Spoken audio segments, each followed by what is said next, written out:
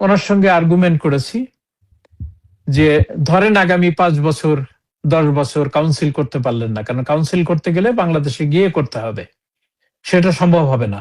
তাহলে কি নতুন নেতৃত্ব আসবে না, পুনর্গঠন হবে না? এরকম মানে জড়তা নিয়ে, এরকম একটা জরাজীর্ণ অবস্থা নিয়ে দল খুঁড়ায় খুঁড়ায় হাঁটবে? তাহলে কি করতে হবে? এবং এক্ষেত্রে আহ ওনার ওনার মধ্যে কিছু হতাশা উনি ব্যক্ত করেছেন, সেটি আমি আমি শেয়ার করতে পারি দর্শক শ্রোতাদের জন্য, আপনার সাথেও। বলুন। যে হতাশা হচ্ছে যে ওনার বাবা এই 23 বছরের পাকিস্তানি শাসন শোষণ বঞ্চনার বিরুদ্ধে দাঁড়িয়ে সংগ্রাম আন্দোলন করে একটা জাতিকে মুক্তির মানে কি বলে দিকে মানে তৈরি করেন, মানে উদ্বুদ্ধ করেন বা তৈরি করেন, এবং শেষ পর্যন্ত স্বাধীনতা সিনিয়ানের স্বাধীনতার সূর্য মাত্র 3.5 বছরের মাথায় দেশি বিদেশি পরাজিত শক্তির ষড়যন্ত্রের কাছে সপরিবারে উনি জীবন দেন। পৃথিবীর ইতিহাসে এটা বিরল ঘটনা। একজন নেতা তার ভুলের কারণে, তার সমালোচনার কারণে, তার অদক্ষতার কারণে হতে পারে, কিন্তু পুরা পরিবারকে অন্যায় করেছিল, 10 বছরের শিশু রাসেল সহ। ঠিক একইভাবে ওনার আক্ষেপ যে আমি টানা 46 বছর এই দলে এসে 21 বছর আমি ক্ষমতায় প্রধানমন্ত্রী হিসাবে, মানে 20 বছর 7 মাস আমি দায়িত্ব পালন করে কোথায় ছিল বাংলাদেশ আর কোথায় নিয়ে এসেছি, কি না করেছি আমি দেশের জন্য। আজকে পৃথিবীর বিভিন্ন নামি দামি মিডিয়া বাংলাদেশ নিয়ে প্রশংসা করে, অর্থনৈতিক দিয়ে সমৃদ্ধ এবং মানুষের জীবনযাত্রার মান উন্নয়ন করে এমন একটা জায়গায় নিয়ে এসেছি যে সেই মানে ক্ষুধা, দারিদ্র, বিভ্রাট, ঝড়, জলোচ্ছ্বাস ইত্যাদির একটা দেশ একটি সাজানো গোছানো ফুলের বাগানে তৈরি করেছিলাম। মুহূর্তের মধ্যে আমি দেখলাম যে এই জুলাই আগস্টের আন্দোলনের নামে, আমি তো দাবি মেনে নিয়েছিলাম, বৈষম্য বিরোধী আন্দোলনে আগেই এই দাবি মেনে নেওয়া হয়েছিল, একটি রিট পিটিশনের ফলে কেউ একটা করেছে, মামলাটা আবার আসে, সেটা নিয়ে আন্দোলনের নামে সেটাও মেনে নেওয়া হয়, কিন্তু তারপরে তারা 9 দফা 10 দফা দাবি দিয়ে তারা সরকার উৎখাতের আন্দোলনে নামে। এবং আমি দেখলাম যে মানুষ, হাজার হাজার মানুষ, বাচ্চা, শিশু, নারী, ওই ছাত্রদের বাবা, তারাও রাস্তায় নেমে আসছে। আমি দেখেছি এগুলা স্বচক্ষে। তারা কিসের ডাকে, তারা কি এই 1 বছরে 1.5 বছরে বুঝতে পারে নাই যে কি ভ্রমের মধ্যে তারা ছিল? তা আমি কাদের জন্য এই কষ্ট করলাম, এবং আমাকে মানে কি বলে ওই 1 ঘন্টার মধ্যে গাট্টি বুসকা বেঁধে আমাকে দেশ থেকে চলে আসতে হলো অপমানিত হয়ে। আমি কার জন্য এই কাজটা করব? কেন করব এই জাতির জন্য? এই জাতি একটা নিমক হারাম জাতি, একটা বিশ্বাসঘাতক জাতি। ওনার এই আক্ষেপ, উনি আরো আক্ষেপ করেছেন উনি যে আমার বিরুদ্ধে কি বলে প্রায় 450 হত্যা মামলা দেওয়া হয়েছে। আমি 450 হত্যা মামলা এবং আইসিটি আদালতে অবৈধ একটি ক্যাঙ্গারু কোর্টে বিচার করে আমাকে মৃত্যুদণ্ডের রায় দেওয়া হয়েছে। আমি লক্ষ্য করেছি আমার কোটি কোটি নেতা কর্মী সমর্থক, যেদিন এই রায় ঘোষণা করা হয়েছে আমি তো দেখি নাই যে কোথাও 10,000 মানুষ রাস্তায় নেমেছে, মিছিল সমাবেশ করছে, প্রতিবাদ জানাইছে, দেশে এবং বিদেশে। উনি আমাকে বলেছেন তোমরা কি করেছো বিদেশে, কতজন মানুষ নিয়ে প্রতিবাদ জানাইছো? হ্যাঁ, আমি তো সচক্ষে দেখে গেলে, আমি মারা গেলে হয়তো আমার বাবা দেখে যেতে পারেন নাই, আমি তো দেখলাম। উনি কোট করেছেন যে দেলোয়ার হোসেন সাইদী একজন ধর্মীয় নেতা, জামাতের নেতা, তার মৃত্যুদণ্ড হয়নি, যাবজ্জীবন কারাদণ্ড দেওয়া হয়েছে, এই আইসিটি কোর্টে দেওয়া হয়েছিল। শতাধিক মানুষ নিহত হয়েছে, মারা গেছে, কেউ জীবন দিছে। তাহলে এই যে আমি এই যে দলের নেতা কর্মী, এদের জন্য আমি কিছু করি নাই? এরা সুবিধাভোগী হয় নাই, সুবিধা প্রাপ্ত হয় নাই? আমি তো দেখি নাই, তো কাদের জন্য করব? ওনার মধ্যে এই হতাশাটাও কাজ করেছে বা কাজ করে, এবং পেইন আমি কাউন্টারে একজন ক্ষুদ্র কর্মী বা সমর্থক, বা আপনি বলেছেন একজন রাজনৈতিক গবেষক হিসেবে, আমি ওনার সঙ্গে করেছি। আপনি কি কখনো দেখেছেন যে কত পার্সেন্ট মানুষ রাস্তায় নেমেছিল? 18 কোটি মানুষ যদি হয়, রাস্তায় কত লক্ষ মানুষ? আমি যদি সবগুলা জেলায়, বিভাগ, শহরে, বিদেশে যদি ধরি, আমার নিজস্ব হিসাবে নট মোর দ্যান 1 crore, 1 কোটি মানুষের বেশি হবে না।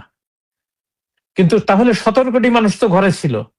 আপনি তাদের কথা বিবেচনা করে আপনার উচিত তাদের পাশে দাঁড়ানো, তাদের জীবন রক্ষার জন্য, তাদের এই করার জন্য, কি বলবো, এই প্রতিহিংসার থেকে বাঁচার জন্য। আমি মনে করি যে মহান রব্বুল আলামিন আপনাকে বাঁচিয়ে রাখছে। 21শে আগস্টে যেমন বাঁচিয়ে রাখছে, 15ই আগস্টে বেঁচে গেছেন, লাল দিঘির ময়দানে যেখানে হত্যার জন্য 24 জন মারা গেছে সেখানে বেঁচে গেছেন। আপনার উপরে নিজেই বলেন আরো দায়িত্ব আছে, আল্লাহ পাক আরো হয়তো কোনো মহৎ কাজ করাবেন। সেজন্য আপনাকে সুস্থ থাকতে হবে, বেঁচে থাকতে হবে, এবং এই মুক্তিকামী জনগণের পাশে আবার দাঁড়াতে হবে। আপনি সেই কথাটা একটু ভিন্নভাবে ভাবুন। উনি অত্যন্ত চোকিং ভয়েসে উনি শুনেছেন, এবং আমি আশা করি যে উনি হয়তো সেই অনুপ্রেরণা নিয়েই কাজ করতেছেন প্রতিনিয়ত। উনি কত ঘন্টা ঘুমান, কতটুকুন ঘুমান আমি জানি না, কিন্তু 2 হাত উজাড় করে উনি এই দেশটার জন্য দিয়েছেন, ওনার বাবা দিয়েছেন, এবং উনি শতভাগ মানুষের জন্য বিদ্যুতায়িত করেছেন। এটা কল্পনার অতীত। শতভাগ মানুষ আজকে ইন্টারনেট সুবিধা ভোগ করতেছে। 18 কোটি মানুষের মধ্যে 17 কোটি মানুষ মোবাইল ফোন ব্যবহার করে, ইন্টারনেট ব্যবহার করে। হ্যাঁ, সামাজিক নিরাপত্তা বেষ্টনীর মধ্যে উনি নিয়ে আসছেন প্রায় 10.5 কোটি মানুষকে বিভিন্ন রকম আপনার ভাতা দিয়ে, বয়স্ক ভাতা, প্রতিবন্ধী ভাতা, বিধবা, স্বামী পরিত্যক্ত ভাতা থেকে শুরু করে মুক্তিযোদ্ধা ভাতা। উনি কি দেননি? উনি প্রায় 3.5 কোটি, মানে প্রায় 4 কোটি শিশুকে উপবৃত্তি দিতেন, মেয়েদের সহ। এটা অভাবনীয়, এবং এরকম বর্ণনা শেষ করা যাবে না। সুলতান আপা, একজন মানুষ 18 ঘন্টা, 20 ঘন্টা উনি কাজ করতেন, ঘুমাইতেন মাত্র 4 ঘন্টা, 5 ঘন্টা সময়। আমি সেই শুনেছি একজন মানুষ, তিনি বলেছেন যে তিনি কোনোদিনও গরম চা পর্যন্ত খেতে পারেননি। হ্যাঁ, উনি আক্ষেপ করে গরম চা না, শুধু গরম ভাত, কোনোদিন গরম ভাত যে ধোয়া ওঠে এরকম ভাত উনি কোনোদিন খেতে পারেন নাই। গরম চা, যে চা দিচ্ছে ঠান্ডা পানি হয়ে গেছে, মিটিং এর পরে মিটিং, মিটিং এর পরে মিটিং করতে উনি খেতে পারেননি। তো বলে যে আমি তো কোনোদিন ভ্যাকেশন নেই নাই, তোমরা বিদেশে ভ্যাকেশন নাও, আমার যাই জীবনে কোনো ভ্যাকেশন নাই। 15ই আগস্টের পর থেকে নিরলস ভাবে আমি এই দেশের জনগণের জন্য আমি শ্রম দিয়ে গেছি। সেই মানুষ, তারা পদে পদে ঘুরছে, খুঁজছে, এবং অনবরত আমাকে বুলেট তাড়া করে বেরিয়েছে, আমি বুলেটের পরোয়া করি নেই। হ্যাঁ, অথচ তার পাশাপাশি আরেকজন নেত্রী খালেদা জিয়া, তার জীবনের উপর একটা ঘটনা নাই যে তার জীবন সংহারের জন্য একটা গুলি ছুটেছে, গ্রেনেড ফুটেছে, বা তার এই নির্যাতন সহ্য করতে হয়েছে। উনি আক্ষেপ করে বলেছেন যে তিনি আদালতে সঠিক বিচারে কনভিক্টেড হয়েছেন, আমি তার সারা পৃথিবীতে বিরল, আমি তার জেলখানার মধ্যে কাজের চাকরানি দিয়েছি। হ্যাঁ, পৃথিবীতে কোথাও নাই যে জেলের মধ্যে কেউ কেউ সার্ভেন্ট পায়, আমি সেটা প্রোভাইড করেছি। তারপরে তাকে একের পর এক তার পরিবার এসে আবেদন করেছে, আমি তাদের আবেদনের ভিত্তিতে, আন্দোলনের চাপে না, আমি তাকে বাসায় থাকতে দিয়েছি, যে চিকিৎসা নিতে চায় যেখানে নিতে সেই সুযোগ সুবিধা দিয়েছি। কিন্তু সেই দল আমার নেতা কর্মীদের উপরে বলে যত অত্যাচার, যত নির্যাতন, যত হামলা মামলা হয়েছে তার 80% করেছে এই বিএনপি, আর 20% করেছে জামাত, জঙ্গি, এনসিপি, এই ইনকিলাব মঞ্চ বা অন্যান্য কিছু। তাহলে এই যে যে কষ্ট, এই যে দেশের মানুষের জন্য উনি যে সৌহার্দ্যের একটা পরিবেশ উনি তৈরি করেছিলেন, তাকে দোষারোপ করা হয়েছে যে 14, 18, 24-এর নির্বাচন তথাকথিত নির্বাচন হয়েছে। তাহলে এবারে নির্বাচনটা কি হয়েছে?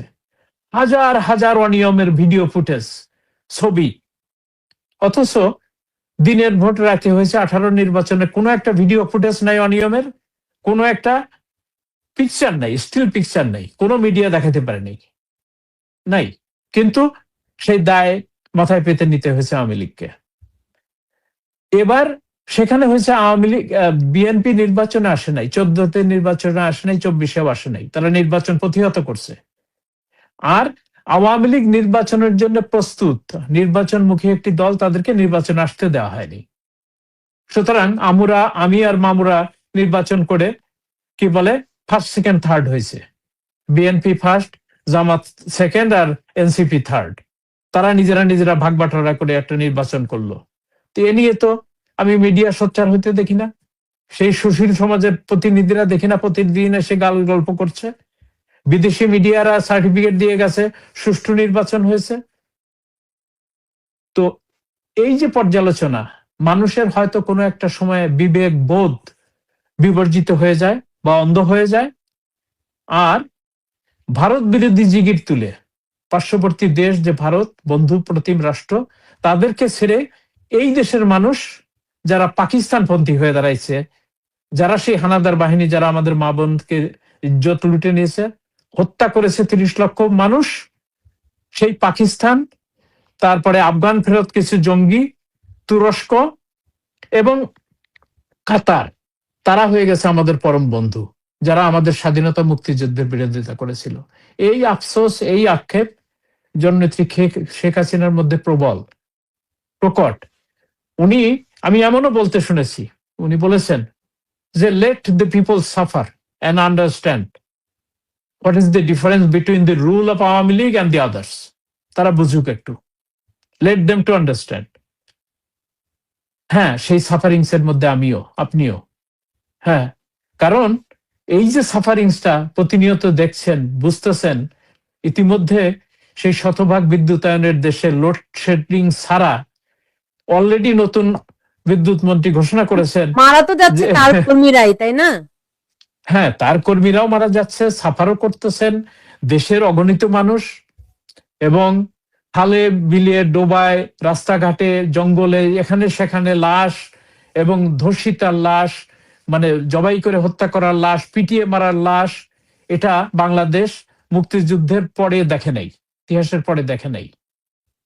অথচ আওয়ামী লীগের বিরুদ্ধে অভিযোগ, গুম খুন হত্যা করে নাকি আওয়ামী লীগ একটা ইসের রাজত্ব কায়েম করেছিল। তো সেই তুলনাটা মানুষের মধ্যেও ভালো এবং মন্দ, সাদা এবং কালোর মধ্যে বিচার করার এই তৌফিক যেন আল্লাহ দেয়, তারা যেটা সেটা বুঝতে পারে। মোহাম্মদ আলী, আমার হ্যাঁ, সময় অনেকখানি আমি পেরিয়ে গেছি, তারপরে একটা কথা খুব জানতে ইচ্ছা করছে। আমি বুঝতে পারছি যে মানে তার শেখ হাসিনার যে হতাশার কথা আপনার মাধ্যমে জানতে পারলাম, সেটা একেবারে অমূলক নয়। হয়তো আমি আমার মতো একটা সাধারণ মানুষ হলে এমনই ভাবতাম, আপনি হলে বা অন্য 10 জন হলে এরকমটাই ভাবতাম। কিন্তু উনি তো একজন নেতা, উনি তো বঙ্গবন্ধুর কন্যা। ওনাকে কি হতাশা পাওয়াটা কি মানে সঙ্গত? ধরেন 70-এর নির্বাচনে আওয়ামী লীগ 72%, মানে 70-এর বেশিরভাগ মানুষের সমর্থন পেয়েছিলেন, তবু তো 30 ভাগ মানুষ বিপক্ষে ছিল বাংলাদেশ রাষ্ট্রের। তো সেই একই হিসাব তো এখন বর্তমানে বাংলাদেশের জন্য, যে বাংলাদেশের 70 ভাগ মানুষ আওয়ামী লীগের পক্ষে, স্বাধীন বাংলাদেশের পক্ষে, আর ওই যে 30 ভাগ মানুষ, তাদের প্রজন্মরাই এখন এর বিপক্ষে। এইটা কি শেখ হাসিনা জানেন না? দেশের ধরেন ওই 30 ভাগ মানুষ তাকে ভালোবাসে না, বাকি 70 ভাগ মানুষ তো তাকে ভালোবাসে।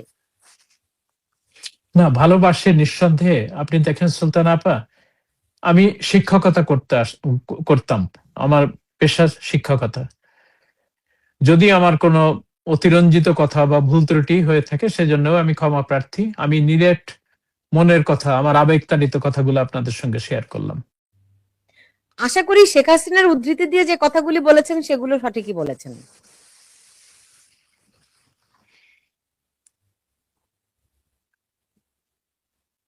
আমি বুঝলাম না আপনি নিরাপত্তা কি বলছে। না, ধন্যবাদ। আমি একটু ইমোশনাল, কারণ শেখ হাসিনার প্রসঙ্গে কথা বলতে গেলে স্বাভাবিকভাবেই যে অসহায়ত্ব ওনার কোন কোন সময় প্রতিভাত হয়, যে স্বজন হারিয়ে, মনে করেন উনি দুটা সন্তানকে নিজের দেশে রেখে লেখাপড়া পর্যন্ত করাতে পারেননি। উনি শেয়ার করেছেন। সেই ভারতের নৈনিতালে রেখে জয় পুতুলকে পড়াতে হয়েছে এবং উনি পথে প্রান্তরে ঘুরে বেড়াইছেন। তারপরে জয়কে আমেরিকায় নিয়ে এসে এখানে টেক্সাসে পড়াশোনা করেছে, ভার্জিনিয়াতে থাকে। পুতুলও ফ্লোরিডাতে এখানে থেকেছে, এখানে পড়াশোনা করেছে। প্রসঙ্গ হচ্ছে যে দেশের মানে প্রেসিডেন্টের কন্যা বা পরিবার, তার এই বিধ্বস্ত জীবন এবং আজকে এখানে কালকে ওখানে, পূর্বে উনি ভারতে একবার এরকম আশ্রিত ছিলেন এবং এই যে একটা ভবঘুরে জীবন এবং সন্তানের যে স্নেহ, সেই স্নেহটা উনি দিতে পারেননি।